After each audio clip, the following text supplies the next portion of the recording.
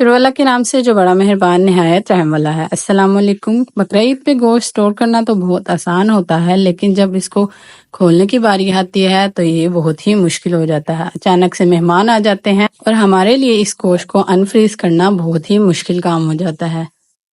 तो आज मैं ऐसा टोटका लेकर आई हूँ कि हमारा जो फ्रीज हुआ हुआ गोश्त है वो 2 मिनट में खुलकर हाथ में आ जाएगा।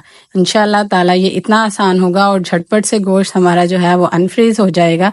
तो यहाँ पे मैंने एक देगची के अंदर पानी ले लिया है, इसको मैंने भर लिया है पानी से। ये देखिए, इसके अंदर अब हम इस स्टेज पर डाल लेंगे नमक डालकर इसको हम गर्म होने के लिए चूल्हे पर रख देंगे। आपने इसको बहुत ज्यादा गर्म नहीं करना, क्योंकि अगर हम बहुत ज्यादा गर्म करेंगे तो हमारा गोश्त जो है वो सफेद होना शुरू हो जाएगा और हो सकता है इस तरह से आपको इसको पकाने में भी मुश्किल हो जाए। बस जी, अब ये जो हमारा नमक वाला नीम गर्म पानी है, आपने ये दोनों टुकड़े जो गोश्त के हैं इस पानी में डालने हैं और इसको कवर करके रख देना है।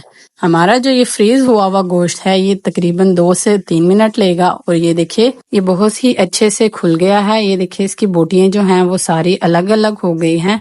तो बकरा ईद पर इस टोटके से ही आप काम चलाइएगा और इसी तरह से अपना फ्रीज हुआ हुआ गोश्त जो है वो अनफ्रीज कीजिएगा। मेहमान आने पर आपको कोई टेंशन नहीं होगी, आप झटपट से गोश्त खोल लेंगे और इस तरह से आपका गोश्त जो है वो साफ भी हो जाएगा, इसमें से खून वगैरह जो है वो सारा साफ हो जाएगा। तो बकरा ईद पर इस हैक को जरूर आजमाइएगा, इंशाल्लाह ताला आप मुझे दुआएं देंगे। और वीडियो अच्छी लगी हो तो लाइक जरूर कीजिएगा और चैनल पर नए हैं तो चैनल को सब्सक्राइब करना मत भूलिएगा। अल्लाह हाफिज and stay tuned for more recipes.